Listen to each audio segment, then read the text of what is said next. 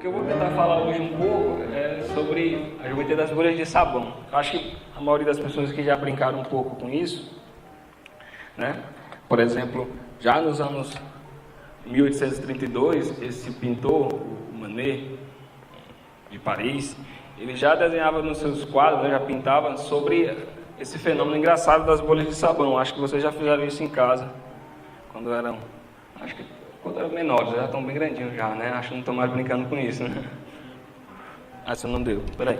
Dá trabalho fazer isso, viu? É.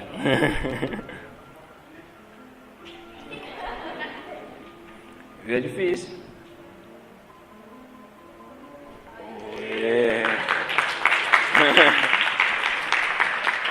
Vou fazer mais uma para garantir, ver se eu aprendi. Não deu. Tá bom, tudo bem.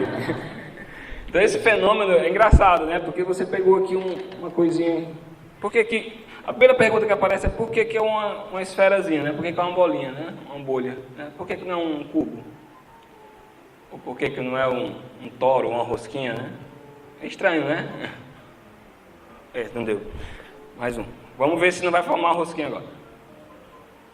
Não, de novo, né? A bolha.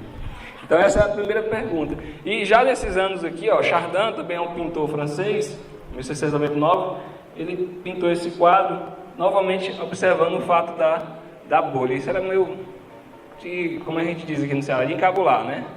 Por que é uma bolha, né?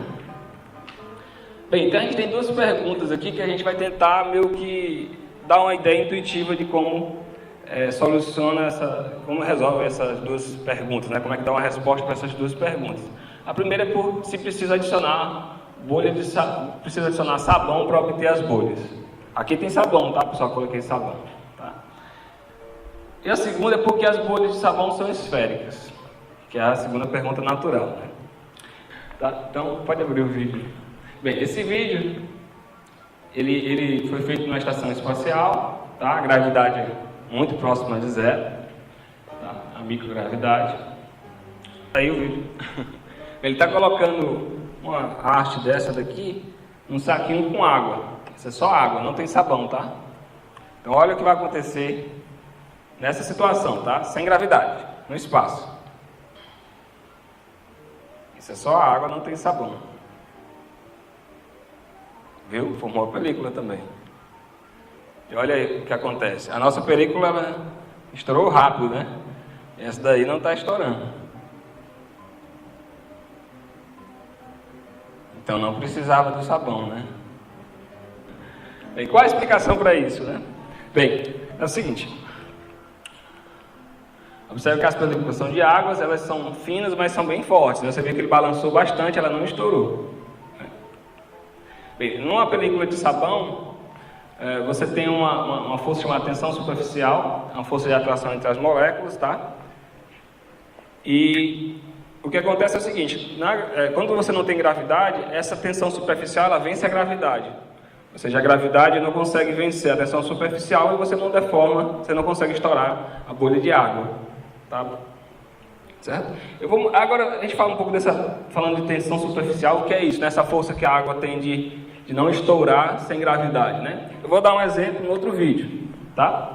Ó, esse é um clipe, tá? Isso ali é água sem sabão. Eu vou colocar o clipe na água, um clipezinho pequeno. Observa que o clipe não afunda, tá? Agora eu vou pegar um pouquinho de sabão, bem pouquinho, só algumas gotinhas, tá? E vou colocar na água.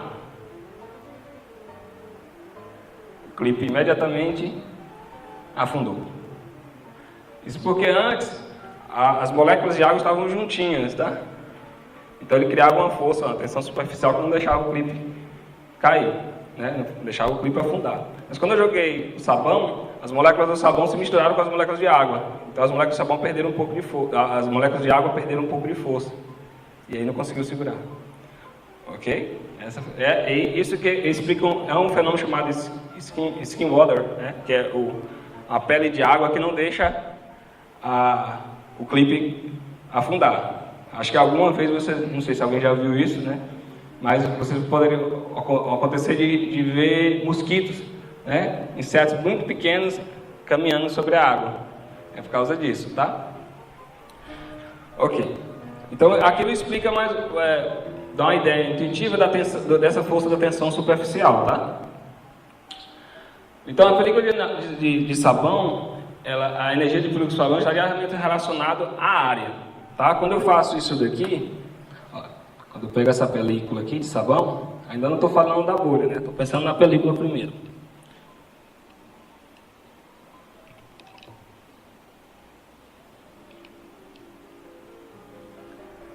Observa que a película tenta minimizar a área aqui dentro dessa fronteira, né? Dessa regiãozinha aqui, desse contorno, né?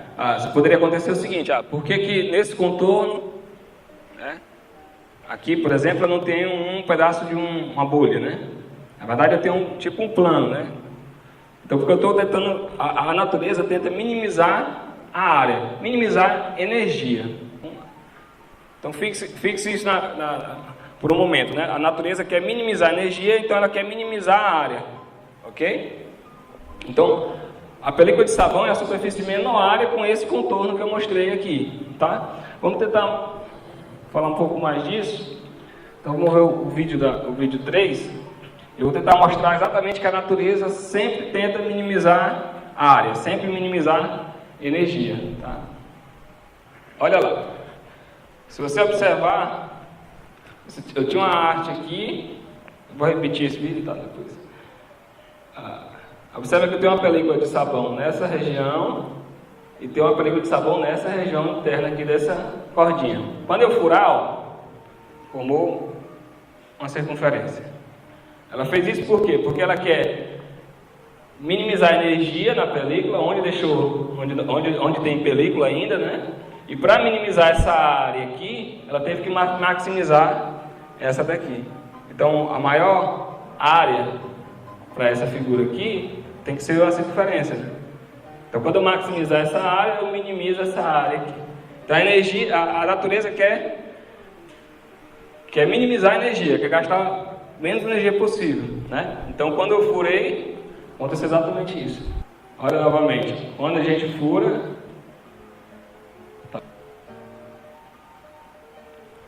ok? Então vamos ficar um pouco com isso na cabeça, que a natureza quer minimizar energia e quer minimizar a área, tá? Então, nesse exemplo, o que aconteceu foi o seguinte: quando a gente furou a película do meio do fio, né, a película tende a minimizar a área, por isso o buraco precisa ter a maior área possível para minimizar a área que sobrou da película, né? Ok. Eu vou mostrar um outro vídeo. Nesse caso aqui, olha como é que é a cordinha. A cordinha está solta ali no canto, né? Então vou formar duas películas. Quando eu furar essa parte aqui da película, olha a figura que ela vai fazer. Um pedacinho e uma circunferência. Ou seja, ela maximizou a área aqui, para minimizar essa área aqui onde sobrou película. A natureza faz isso. Tá? Agora vamos fazer o contrário. Se eu furasse, em vez de furar essa película aqui, eu furasse essa, o que aconteceria, né? Olha que engraçado. A mesma coisa, tá? Só que agora eu vou furar a película maior. Lembra que a natureza quer minimizar a energia, quer minimizar a área. Olha o que ela faz. Ela minimiza e destrói, né? Vai para zero. Então, a película de sabão, ela tende a minimizar a área, né? Então, você tem, por exemplo, essa figura. Se você conseguir fazer isso em casa, né? Essa figurinha com arame, você consegue obter isso também com bolha de sabão, tá? Tem várias outras opções que eu não vou apresentar aqui por uma questão de tempo, tá? Então, vamos pensar agora na nossa segunda pergunta. Por que forma uma bolha, né? Por que não, sei lá, uma rosquinha, né? Por que não um cubo, né? É meio impressionante isso, né?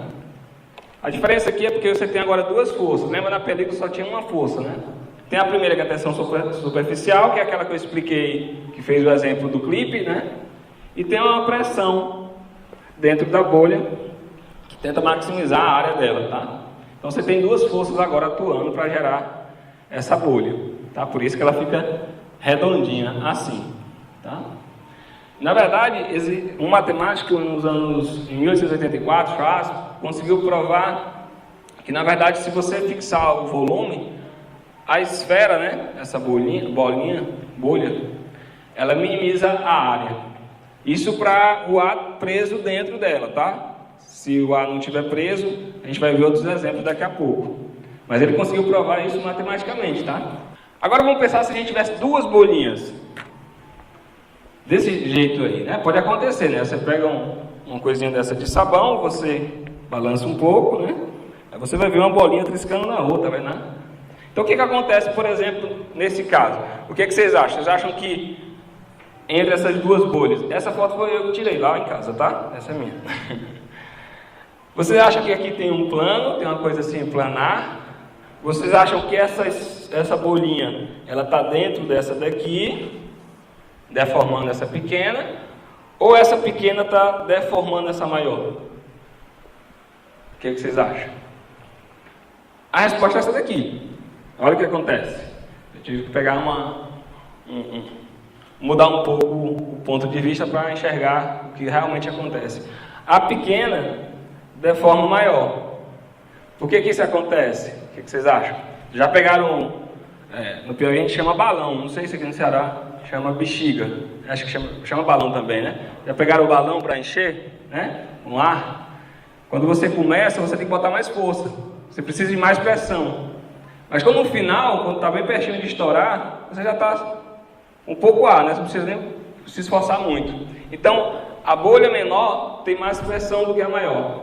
Então, ela consegue deformar essa maior. Certo? Na verdade, existem essas duas leis chamadas leis de Platô. Platô foi um cineasta, tá? Esse rapaz aqui, essa foi a melhor foto que eu consegui dele, pessoal. Ele não tem Facebook, então não consegui achar uma foto melhor. Mas ele provou que, fazendo experimentos, tá? Ele mostrou que quando se encontram três bolhas, por exemplo, que é esse caso aqui, elas se encontram formando um ângulo de 120 graus, sempre. Três bolhas elas vão se encontrar formando um ângulo de 120 graus entre elas. Além disso, né, a bolha de sabão, quando ela apoia a superfície, ela é perpendicular à superfície. Eu vou focar um pouco nesse daqui, tá? Nesse caso. Formar ângulo de 120 graus é formar algo desse tipo aqui, tá? Então vamos ver se isso acontece. Olha, essa foto foi eu que tirei, tá? Em casa. Tá bom? Eu não coloquei a bolha para fazer isso, tá, pessoal? Foi a natureza dela. Veja que você tem um ângulo de 120 graus em cada um. E sempre elas se encontram de 3 em 3. Vou colocar uma bolha na outra, tá vendo? Ó, duas. Vou triscar agora a terceira. Viram? Formam 3 ângulos, 120 graus. Se eu colocar uma quarta, ó, elas se encontram sempre de 3 em 3, sempre formando ângulo de 120 graus novamente. Bem, então, como eu estou falando de questões de minimizar a área, minimizar a energia, existem outras superfícies que minimizam a área, que são conhecidas como superfícies mínimas. Aí isso já é um tema de pesquisa bastante estudado, tá? Então, por exemplo, você tem esse exemplo aqui. Isso é um catenoide. O nome dele é o catenoide. Foi descoberto em 1741. Você pega duas artes dessa daqui, tá? Coloca uma em cima da outra e você puxa, depois coloca no sabão, faz isso daqui. Você gera essa figura, que é um catenoide. Isso minimiza a área para esses dois contornos, né? Porque a gente chama para esses dois bordos. A figura é mais ou menos essa. Tá? E tem um vídeo do catenoide, eu consegui fazer o catenoide. Vamos mostrar o catenoide aqui, tá? Olha lá.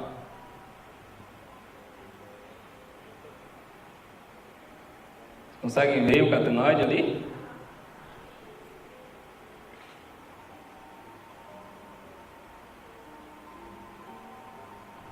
Certo? Esse é o catenoide. Tá vendo que ele está minimizando a área, está fazendo uma cinturinha ali, né? Existe uma outra que também minimiza a área, que é o helicoide. O helicoide é isso daqui. Ó. Esse eu não consegui fazer, tá? Não consegui fazer um vídeo desse. Então você tem 3 mínimas a priori, né? Que é o plano, que é o fácil. Você tem essa daqui e você tem o o catenoide.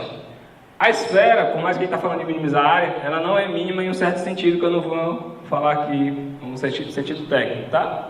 Mas o helicoide, que é isso que eu estou falando agora, ele, por exemplo, aparece no Museu do Vaticano.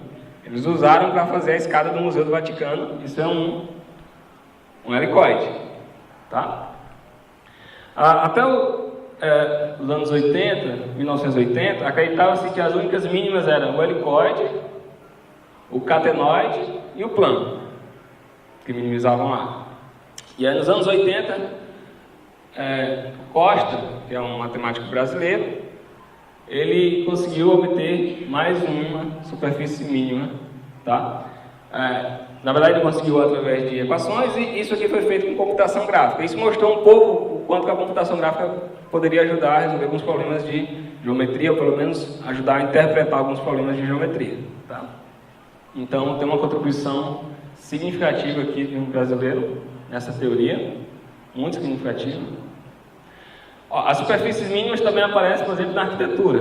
Você tem uma coisa parecida com bolhas de sabão, usado para minimizar energia.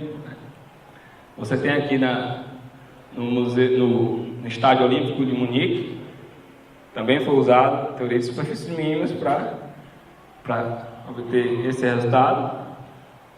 Na natureza, olha, aqui você tem as bolhas de sabão, a colmeia de abelhas, elas também usam superfície mínima.